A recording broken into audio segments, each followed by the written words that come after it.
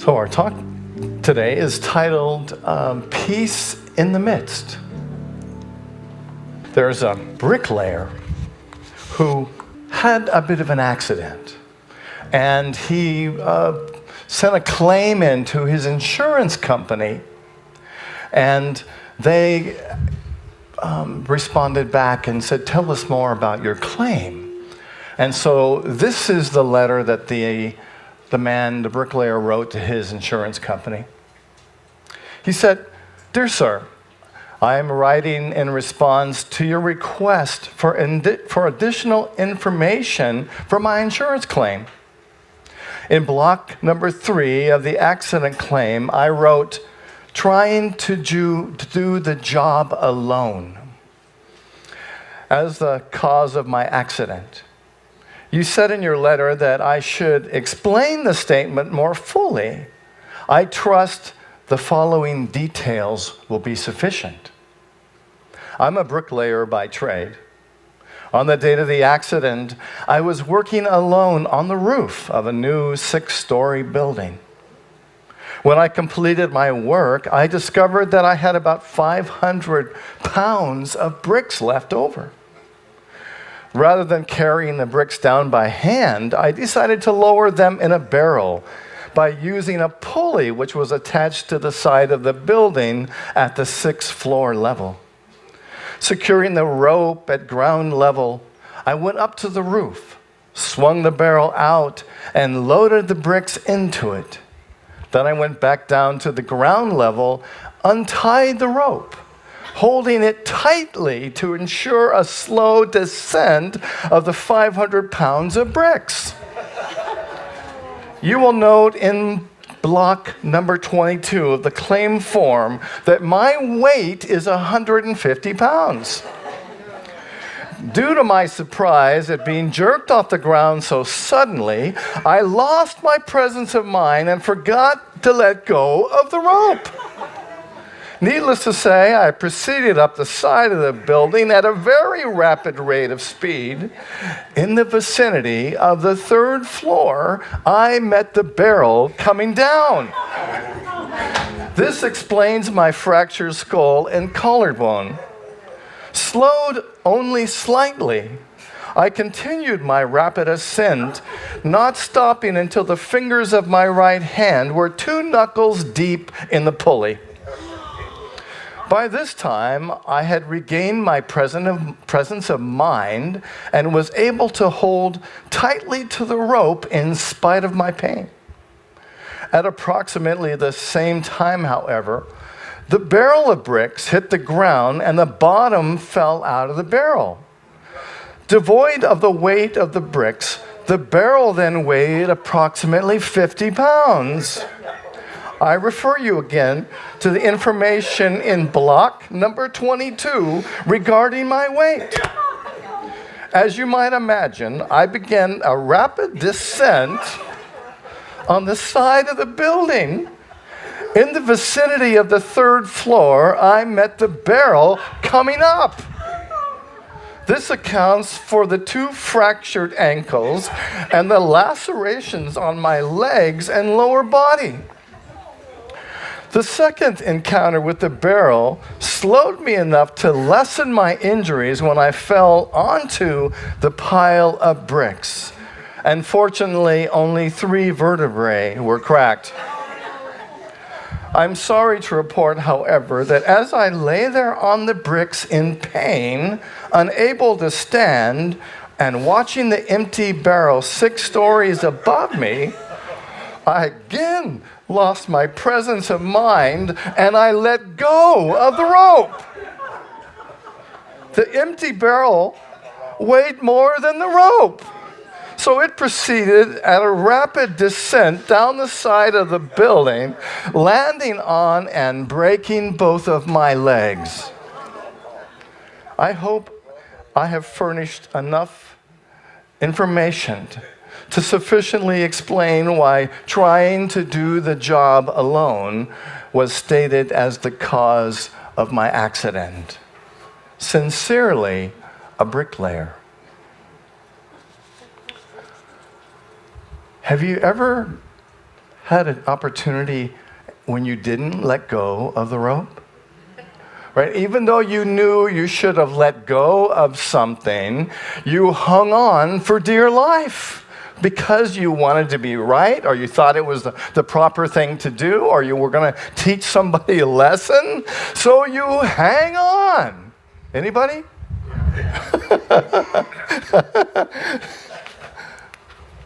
So the title of our lesson today is Peace in the Midst. How can we have peace in the midst? You know, this last Thursday was Unity's World Day of Prayer, and people at our Unity headquarters in Missouri did work actually for Wednesday and Thursday. There was a lot of praying and activities. And we, in like manner, here at Unity Church of Maui, had activities going on all day on Thursday. In fact, from 10 o'clock in the morning until 7 o'clock at night, we were praying, and Reverend Gary set up a number of different stations. We had a candle lighting station, we had a tea leaf and saltwater blessing station over here. We had a bowl burning station outside. We had a communion station over here. And it's probably something I'm missing too, but Gary decorated our sanctuary in such a beautiful way. We moved all the chairs aside, and it was outstanding. And then our day culminated at 6 o'clock. Kachina brought in some musicians and some people to lead dances of universal peace. And so from 6 until 7, we had 4 musicians up here, and a good number of us dancing songs of universal peace here, and it was absolutely fabulous. We had a record crowd of people here that day for any Unity World Day of Prayer event that happened. So I'd like to acknowledge Gary and Kachina for their great work in celebration of this beautiful day. So thank you. Back in 2001, I lived in Kansas City, Missouri.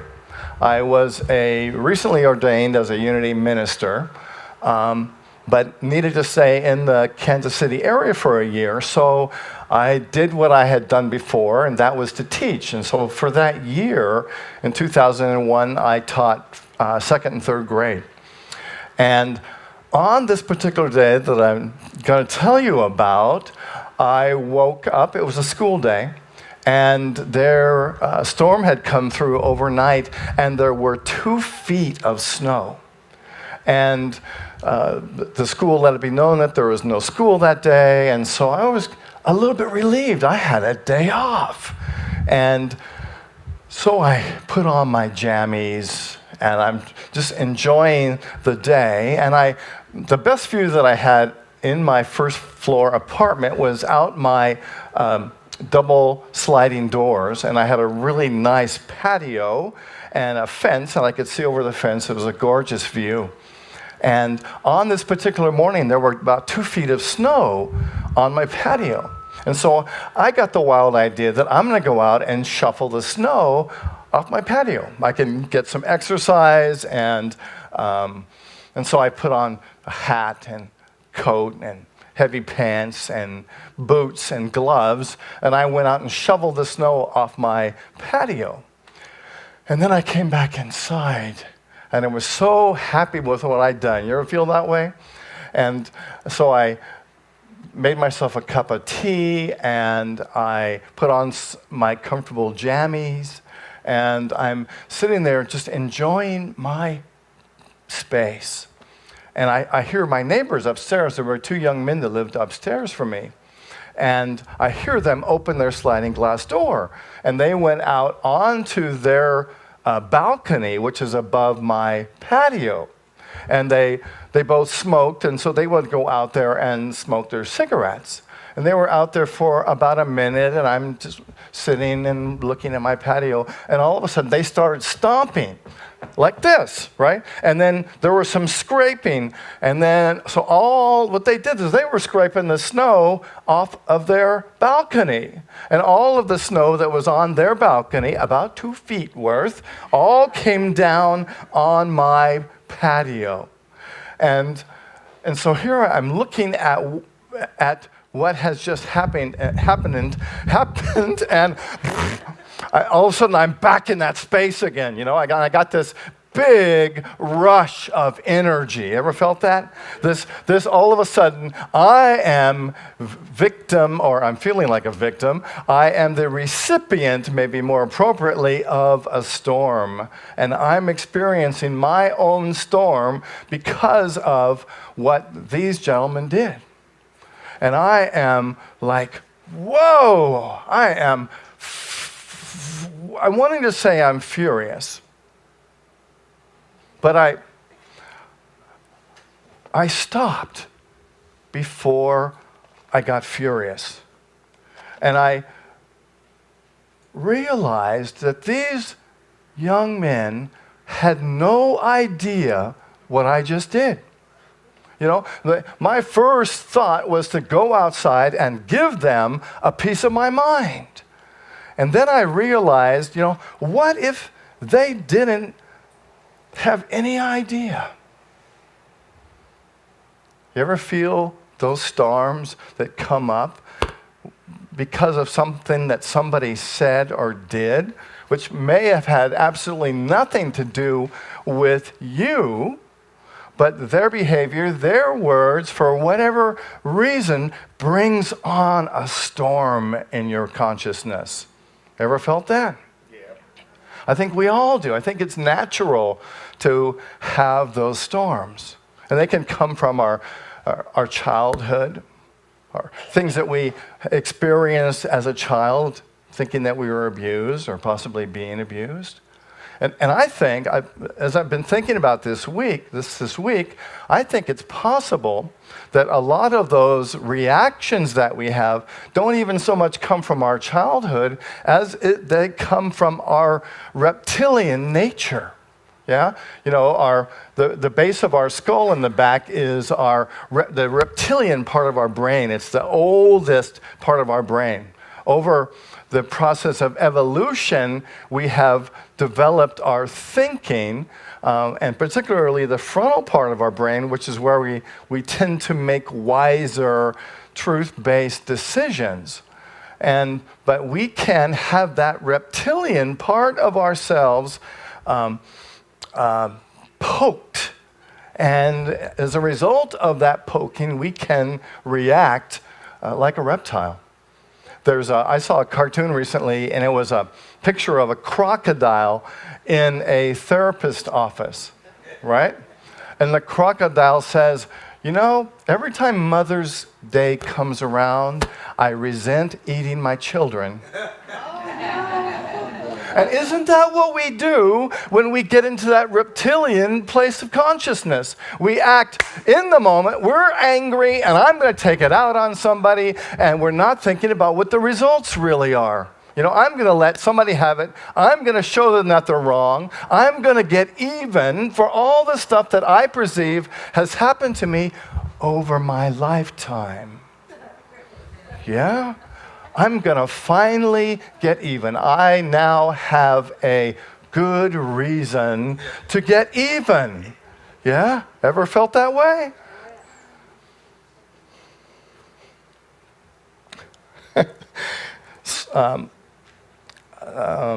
Some psychologists that helped me, or that inspired me for this talk, say that the average emotion lasts about a minute and a half. The average good emotion, the average maybe not so good emotion. Not that I don't want to label them as bad or good, they just are, because they're all tools we can learn from. But let's just say that the average time of upset lasts about a minute and a half. And so if we can just let ourselves feel that and move on, we can come from a place of being centered. However, how often do we amplify that storm and turn up the wind on it and continue to focus on it? And, but I'm mad. Okay, I know I'm mad, but the madder I get, the more I'm not going to let this happen to me in the past. The more people I can yell at, scream at, show my anger to, maybe nobody will do this to me anymore. Think that's going to happen? The only one that we can impact with this truth is ourselves. The majority of the time that we get angry, we're not angry for the reasons that we think we're angry. We brought into this moment a whole bunch of baggage from the past, and now we've decided is the time to get even. Dr. Benjamin Libet, who is an American neuroscientist in the field of human consciousness, says that there is about a half a second between the time when something happens and we react to it. And we have that half a second to decide how we're going to act. And we do have the power and the choice to decide how we're going to respond to what's happened to us. It's a half a second. And it's interesting because once we realize that we have a half a second, we can actually shift time. Because once we're present to it, we can say, oh, I have a half a second here. I have time to change my mind. For me, when this event happened back at my apartment in Kansas City, I had just read this article a couple days ahead of time. And it reminded me, I can stop time right now. I can take this moment and stretch this moment out and not respond in my reptilian way of wanting to make these guys pay a price, or my own self pay a price, for all of the stuff that I perceive that have been done to me in the past. So I stopped. I went to my window and I looked out at the snow and I looked up. I couldn't see them, but I could see the balcony they're standing on, and I just took a breath and just stopped. Okay, wow. A storm is in the midst, and I have this time to make a different choice.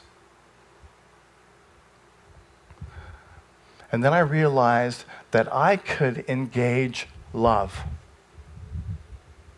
That I could call upon the presence of love within me and love myself, not to put myself through that.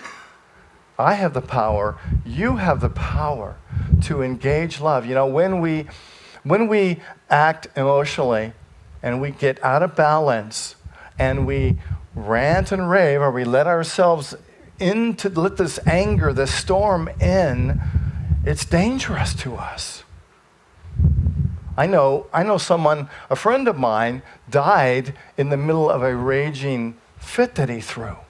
He actually had a heart attack and died. And we have the power, when we are in that kind of stress, we create bodily damage and we create damage in our brains. And the truth is that we know that there's a different way to do this. And the third thing I did was to be aware, and to be aware of my feelings. I know that I was taught as a child, when I get angry, not to get angry, right? When you get mad, don't get mad. Everybody ever heard that? If you get mad, I'm going to spank you, right? Like that's going to make it better, yeah? But I remember hearing those words, not from my parents, thank God. My parents never hit me, but I did hear them from other people. And so we can become aware of our feelings. We experience feelings. We experience thoughts. And we know from the work of Michael Singer and other teachers that we are not our feelings. We are not our thoughts. We tend to think that we are, but our feelings are just moving through us. Our thoughts are just moving like a cloud through us. And we get to choose what we attach ourselves to. They're just moving through us. And so when we are angry, when we're upset, it's just a feeling that's moving through us. We have the choice not to claim it, not to say, it's mine. It's just moving through.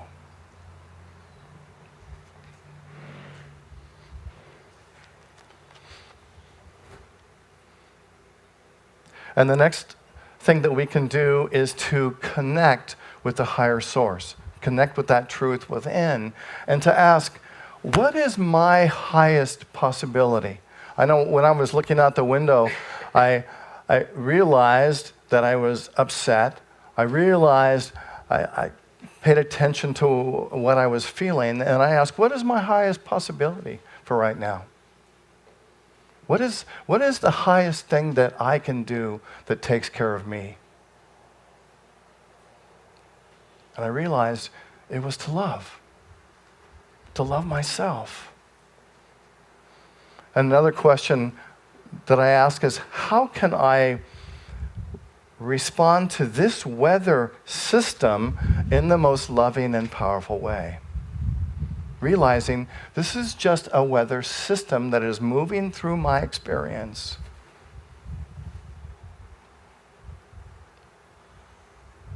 Tomorrow, it'll just be an experience I had. 6 years ago, it was an experience I had. And the next thing we can do is to exemplify the presence, to be aware that we are perfect expressions of God.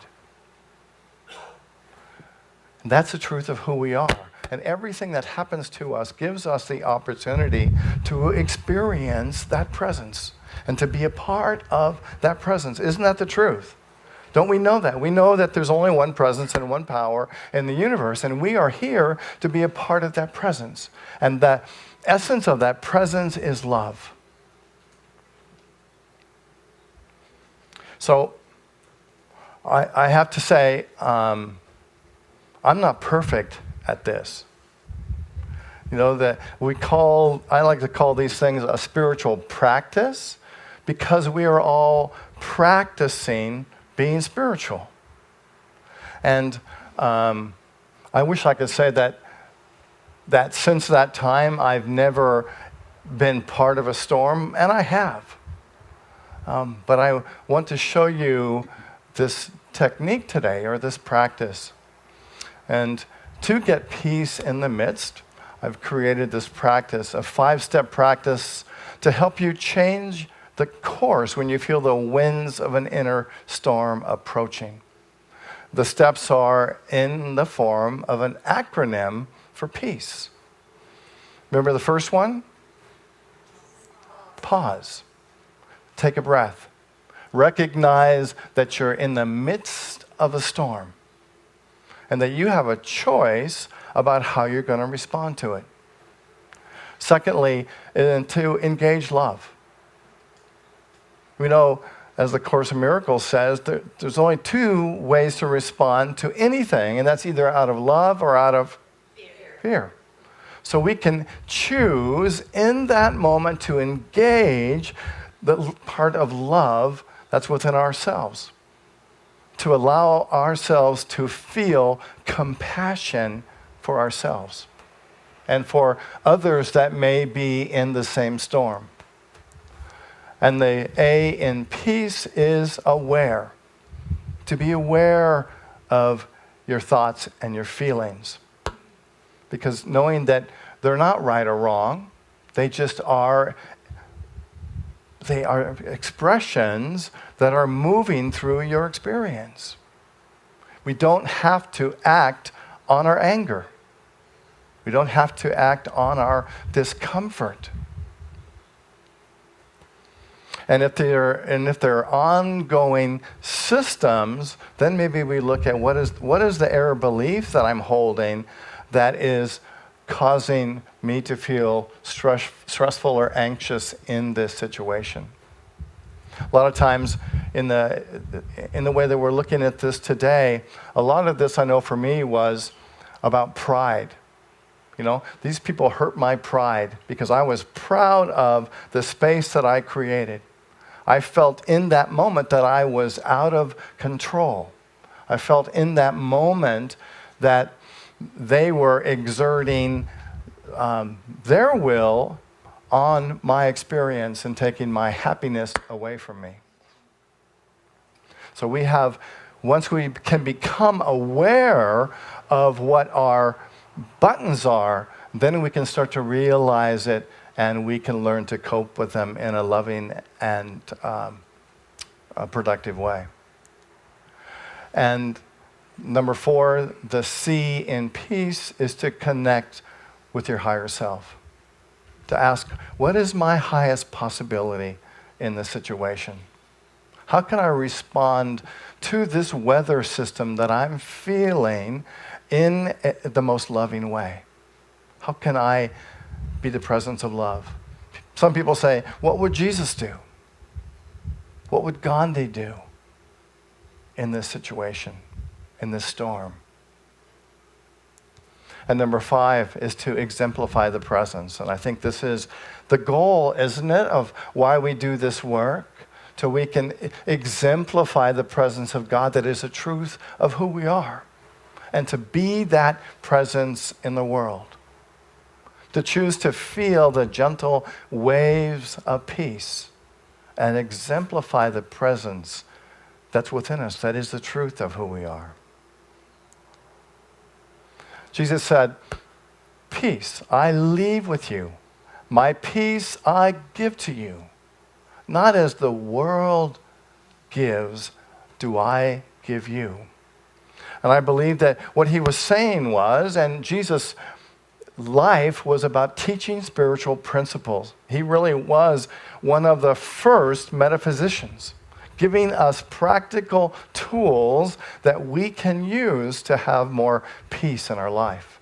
Tools like love, tools like forgiveness, tools that we can use to experience peace. The Dalai Lama said we can never obtain peace in the outer world until we make peace with ourselves. And so I invite you over this next week to be the presence of peace, to be peace in the midst. You know, we know that this is a challenging time on our planet. And on some level, I know that we are here because we have the consciousness and the desire to be peace in the midst. And I know that we are creating a world of peace, despite all of the other stuff that is going on.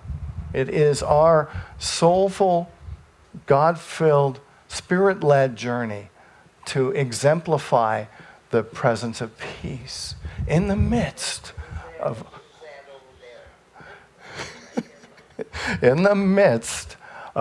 all the illusions, all the fear. We are here to be the presence of love. I am the power of peace in all matters. Say that together. I am the power of peace in all matters. I invite you to close your eyes and take a deep breath, breathing into this moment.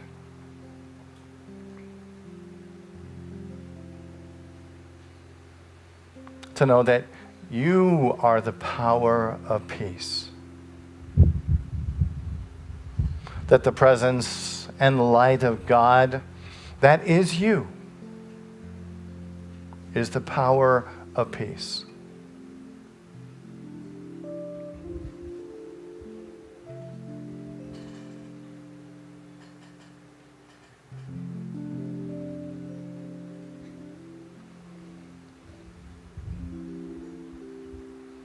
And as we join together in this time of meditation, I invite you to remember a peaceful time. Maybe it's sitting by a stream or by a lake or on the beach.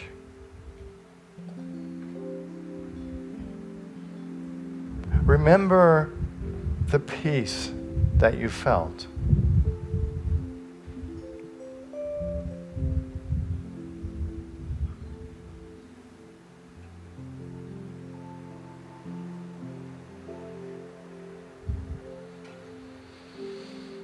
And breathe into this feeling of peace.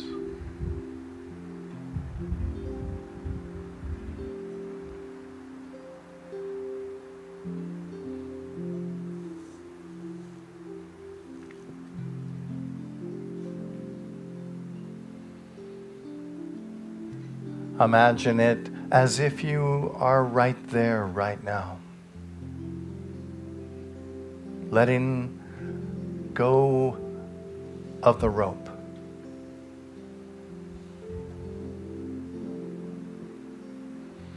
Not holding on to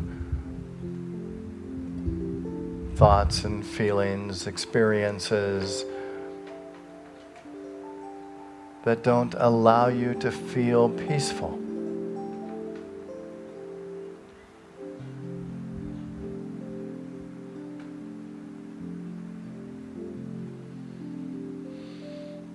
And as you embrace this feeling of peace, feel it moving through your body, through your shoulders, your arms, your face.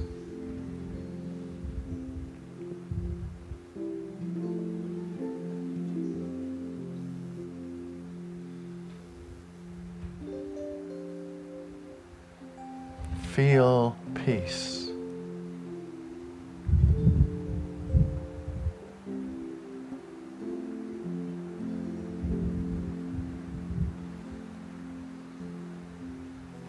Be peace.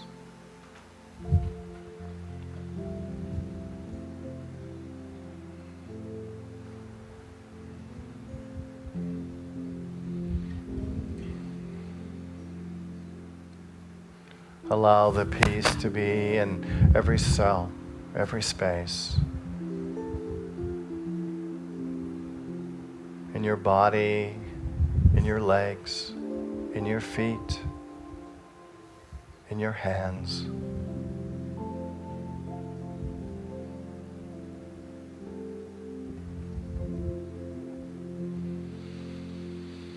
Imagine that the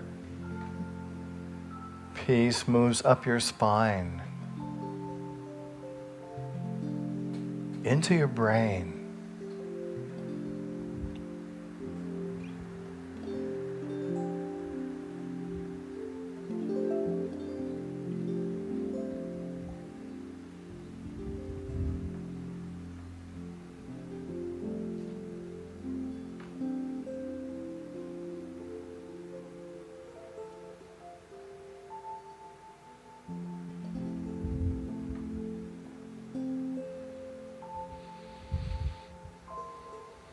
And imagine that you can turn up the volume of this peacefulness to feel it even deeper.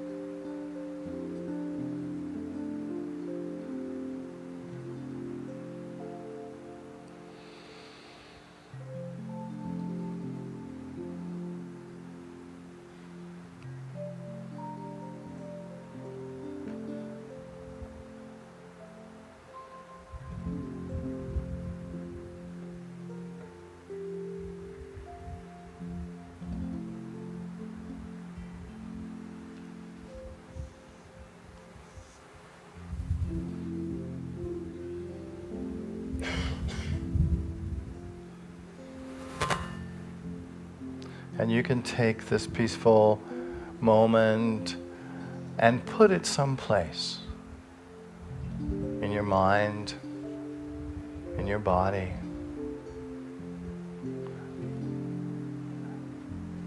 And you can access it again and bring it out into the light. It is here for you, a tool.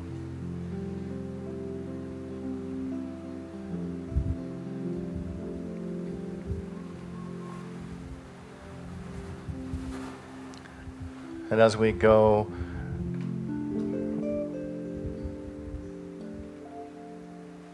and venture into our lives, let us take this tool with us